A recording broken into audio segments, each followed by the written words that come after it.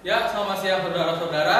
Pada saat ini kami bertiga yang mempresentasikan tentang pengaruh rokok terhadap kesehatan mahasiswa Universitas Multimedia Nusantara, Fakultas Ilmu Komunikasi kelas K1. Ya, pertama-tama kami mengenalkan siapa saja sih dari kita ini. Yang pertama ada saya, Ajar Permana Putra. Yang kedua ada Devina. Yang ketiga ada Nur Aida Tiffany. Ya, untuk bahan presentasi kita yang pertama adalah diagram ini dulu. Ini adalah aspek-aspeknya. Pertama, menjadi pertanyaan besar untuk kita. Apa sih penyebab mahasiswa itu untuk merokok? Lalu yang kedua, dampak apa aja sih yang ditimbulkan oleh rokok bagi mahasiswa? Dan yang ketiga itu adalah cara mengatasi atau mengurangi merokok pada mahasiswa. Ya, next. Pengertian. Rokok adalah sebuah silinder dari kertas yang berukuran panjang antara 70 hingga 120 mm dengan diameter sekitar 10 mm yang berisi dengan daun-daun tembakau yang telah dicacah. Jadi rokok itu isinya tuh adalah tembakau. Tembakaunya itu pertama dikeringin dulu, lalu dicacah, lalu digulung-gulung jadi kertas jadi satu, dibakar kita isap. Ya, next. Pertama, terus kesehatan adalah keadaan sejahtera dari badan, jiwa, dan sosial yang memungkinkan setiap orang hidup produktif secara sosial dan ekonomis. Jadi kalau merokok kita tuh secara otomatis merusak semua aspek-aspek yang ada di sini. Dan kalian bisa tahu bagaimana tuh bahayanya merokok. Rokok itu adalah racun. Jangan dikonsumsi bagi anak-anak belum coba ya. Next. Nih rokok tuh lihat gambarnya. Serem banget kan? Tuh ada tulisan rokok adalah pembunuh sesungguhnya. Next. Begini saya akan menjelaskan zat-zat kimia yang terkandung dalam rokok. Lihat, itu isinya adalah racun semua. Tapi bagian yang paling utama, yang paling besar dari rokok itu adalah tar, nikotin, dan karbon monoksida. Tar itu adalah bahan yang biasa dipakai untuk membuat aspal jalan. Jadi, masa sih kita menghisap tar? Kalian mau menghisap aspal jalan? Enggak kan? Jadi sebaiknya jangan konsumsi. Terus ada nikotin. Nikotin itu sumber berbahaya buat badan kita ya. Itu merusak paru-paru kita. Dan juga karbon monoksida itu sangat benar-benar merusak. Jadi jangan sampai kalian mencoba. Karena ini banyak sekali racun-racun. Pertama ada kadmium. Itu adalah bahan yang dipakai untuk air aki. Lalu ada polonium. Itu adalah bahan radioaktif. Ya, dan di filternya sendiri ada karbon monoksida, yaitu gas dari knalpot, dan vinyl chloride, itu adalah bahan buat plastik PVC. Ya, next. Nah, slide selanjutnya adalah perilaku merokok. Dapat diketahui bahwa perilaku merokok itu sudah menjadi kebiasaan di masyarakat. Nah, di mahasiswa juga sudah menjadi hal yang biasa dan fenomenal. Dan jumlah pelajar dan mahasiswa semakin bertambah banyak dari tahun ke tahun. Menurut data WHO mengatakan bahwa 30% perokok adalah mahasiswa dan pelajar. Selain itu, mahasiswa yang merokok dimulai pada saat mereka menginjak usia remaja yang berkisar antara 11 sampai 13 tahun. Banyak sekali faktor yang menyebabkan mahasiswa merokok. Nah, ini adalah penyebab mahasiswa merokok. Yang pertama adalah pengaruh orang tua. Jadi dalam keluarga itu ada yang namanya sebagai pengenalan kepada masyarakat. Mereka memberikan nilai dan norma kepada individu atau kepada anak mereka masing-masing. Dan faktor yang menjadi faktor mereka merokok adalah bisa jadi adalah orang tua mereka yang sedang merokok. Seperti itu. Selanjutnya adalah pengaruh teman. Nah, dari pengaruh teman ini ada yang merasa dibujuk, ada yang dirayu oleh teman mereka dan mengikuti apa yang teman mereka lakukan dengan seperti merokok. Seperti itu. Selanjutnya ada faktor kepribadian. Jadi kepribadian ini berasal dari diri dalam individu tersebut untuk merokok. Misalnya individu tersebut merasa tertekan dan stres, akhirnya mereka melanjutkan rasa stres mereka kepada merokok. Ada juga faktor dari individunya masing-masing mengenai kepribadian. Misalnya individu itu merasa lemah dan tidak berdaya, akhirnya mereka beralih kepada merokok untuk menghilangkan rasa stres mereka. Seperti itu.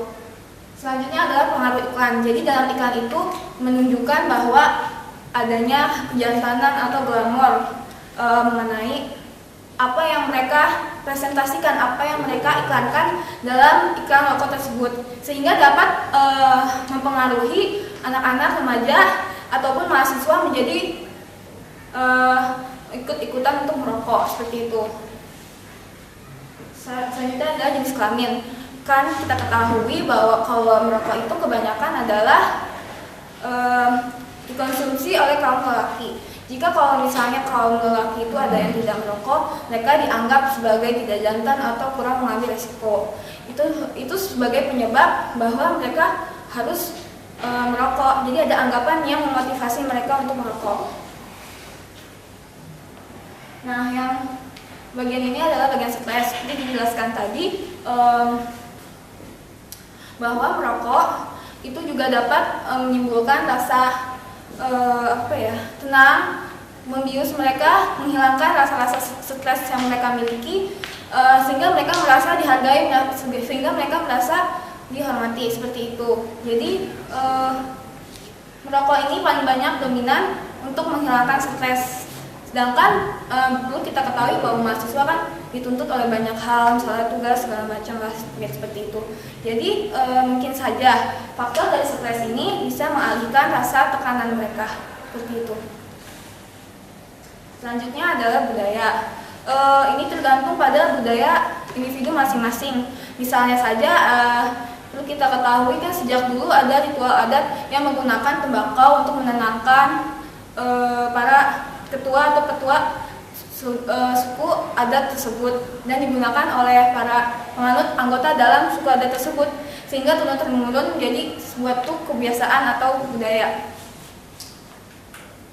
Selanjutnya adalah pengalaman buruk. Untuk melupakan rasa pengalaman buruk yang mereka miliki, kebanyakan menurut penelitian mereka mengalihkan rasa pengalaman buruk mereka kepada rokok yang mereka konsumsi.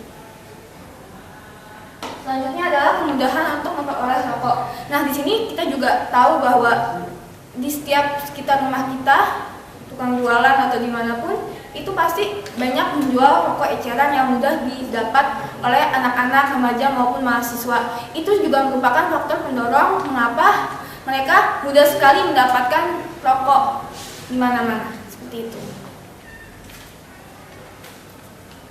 Nah, berikut ini adalah data penyebab belajar merokok. Dapat diketahui bahwa 50% kebanyakan mahasiswa adalah mereka merokok untuk menghilangkan rasa stres yang mereka miliki. Kemudian disusul dengan 33% lainnya bahwa mereka merasa terpengaruh oleh teman sebaya mereka. Dan 17% lainnya adalah hanya ingin tahu. 17% ini tidak hanya ingin tahu saja, tetapi ada rasa gengsi dan kelas sosial yang berbeda sehingga menyebabkan mereka melakukan merokok. Dan selanjutnya adalah data jumlah rokok yang dikonsumsi mahasiswa per hari. Nah, 75% rokok yang dikonsumsi mahasiswa adalah kurang dari 6 batang per harinya. Dan 25% lainnya mereka lebih banyak menggunakan rokok, lebih dari 6 batang, konsumsi rokok lebih dari 6 batang. Nah, ini adalah bahaya atau dampak rokok terhadap ekonomi. Kita kan tahu bahwa rokok itu mahal karena pajaknya. Itu juga disebabkan karena upaya pemerintah untuk mengurangi rokok, untuk mengurangi konsumsi rokok kepada orang-orang. Jadi makanya harganya dimahalin. Itu juga dapat berpengaruh kepada pendapatan kita, karena pendapatan kita hanya digunakan untuk mengkonsumsi merokok. Seperti itu. Yang kedua adalah biaya tambahan untuk pengobatan. Karena rokok itu memiliki dampak yang dapat menurunkan kesehatan, sehingga kita lebih banyak pengeluaran untuk rumah sakit karena kita terkena dampak dari apa yang kita konsumsi, yaitu rokok. Rokok kan misalnya menyebabkan batuk-batuk, asma atau kanker, sehingga adanya dampak bahaya rokok untuk pengobatan individu tersebut yang merokok, seperti itu. Selanjutnya juga mempengaruhi produktivitas kerja. Jadi individu ini merasa dia kecanduan sehingga dia hanya mengadiktif gitu. Jadi dia tuh adiktif dengan rokok, dia sangat menyukai rokok, jadi yang dia pikirkan hanya untuk merokok seperti itu. Jadi dapat mengurangi kinerja dan produktivitas kerja mereka seperti itu. Selanjutnya adalah bahaya rokok terhadap sosial. Yang pertama pastinya merokok itu kan mengganggu orang-orang sekitar karena asapnya. Perlu kita ketahui bahwa orang yang menghirup asap rokok itu juga disebut dengan rokok pasif. Jadi mereka juga dapat terkena dampak atau pengaruh dari bahaya rokok tersebut. Nah, untuk itulah didirikan undang-undang bahwa para perokok itu seharusnya menggunakan fasilitas smoking area untuk merokok, jadi tidak mengganggu orang-orang sekitar. Selain itu juga menjauhi orang-orang karena kan merokok itu sangat mengganggu asapnya. Terus juga dijelaskan bahwa merokok di tempat umum yang dapat mengganggu aktivitas orang lain dapat dikenai melanggar hukum seperti itu. Ya, melanggar hukum ini ada dalam pasal 115 Undang-Undang Kesehatan Nomor 36 Tahun 2009. Nah, dan juga pasal 52 Peraturan Pemerintah Nomor 19 Tahun 2012 yang menyatakan bahwa pemerintah wajib menerapkan kawasan tanpa rokok di wilayahnya dengan peraturan daerah. Jadi untuk itulah pemerintah harus menerapkan adanya kawasan rokok untuk menciptakan ketertiban di wilayah. Nah, yang berikutnya itu bahaya rokok terhadap kesehatan. Nah, kita membagi bahaya rokok itu terhadap dua orang. Nah, yang pertama itu perokok aktif atau mereka yang merokok. Kemudian kalau yang kedua itu kepada perokok pasif atau mereka yang nggak ngerokok tapi kayak ngecium asapnya gitu, saya kayak nemenin temennya ngerokok kayak gitu. Nah, kalau bahaya terhadap perokok bagi perokok aktif itu yang pertama itu kanker. Kanker itu berasal dari kandungan rokok yang namanya tar. Nah, bagi mereka yang merokok, kesempatan untuk terkena kanker itu 10-30 kali lebih banyak daripada mereka yang tidak merokok. Nah, kanker apa aja sih yang bisa menyerang si perokok aktif ini? Itu udah banyak. Pokoknya semua jenis kanker yang ada di dunia tuh si perokok bisa terkena, kayak bisa kanker paru-paru itu udah pasti. Terus begitu kanker rahim, kanker payudara juga bisa. Pokoknya semua kanker. Nah, terus begitu bahaya yang kedua itu penyakit paru-paru. Nah, penyakit paru-paru itu berasal dari kandungan yang ada di dalam rokok yang namanya benzopren sama uretan. Nah, dua kandungan ini tuh adanya dari asapnya. Nah, kandungan itu mengubah struktur paru-paru, pokoknya nanti jadinya penyakit paru-paru itu. Kemudian yang ketiga itu jantung koroner. Nah, jantung koroner itu dari penyebabnya itu dari kandungan yang ada di rokok yang namanya nikotin. Nah, nikotin itu nantinya akan menghilangkan rasa kantuk. Nah, karena dia menghilangkan rasa kantuk, nanti dia akan mensekresi adrenalin. Nah, dari adrenalinnya itu dia akan mengganggu metabolisme lemak. Setelah dia mengganggu metabolisme lemak, nanti darah kita itu akan jadi kental. Nah, setelah jadi kental, biasanya dia akan menyumbat pembuluh darah. Nah, setelah pembuluh darah disumbat, nanti adanya penyakit jantung. Kemudian berikutnya itu hipotensi. Nah, hipotensi itu berasal dari nikotin juga sama. Nanti dia akan mengganggu spermatogenesis. Nah, spermatogenesis itu proses penghasilan sperma di laki-laki. Nah, kalau misalnya dia terganggu kan berarti nanti dia nggak bisa punya anak. Kemudian itu tuh juga mengganggu disfungsi ereksi. Kemudian yang kelima itu gangguan kehamilan. Nah, ini tuh buat ibu-ibu yang lagi hamil, biasanya mereka tuh berhenti ngerokok dulu pas lagi hamil, nanti udah anaknya udah keluar, nanti dia lanjut lagi ngerokoknya. Nah, ini tuh bisa membuat anaknya itu beratnya tuh kelainan, beratnya nanti jadi lebih rendah. Kemudian bisa juga bahkan anaknya tuh bisa meninggal. Nah, kemudian bahaya untuk perokok pasif itu ada banyak juga. Bahkan perokok pasif itu katanya lebih resiko terkena penyakit daripada perokok aktif. Kemudian efeknya itu misalnya efek terhadap otak, terus begitu, atau bahkan bisa kejiwaan, kemudian bisa kena stroke juga. Terus rambut berbau tidak sedap, itu tuh dari asap rokoknya itu sendiri, ntar rambut kita juga jadi bau. Kemudian mata berair sama kebutaan, nah itu tuh juga dari asap rokoknya.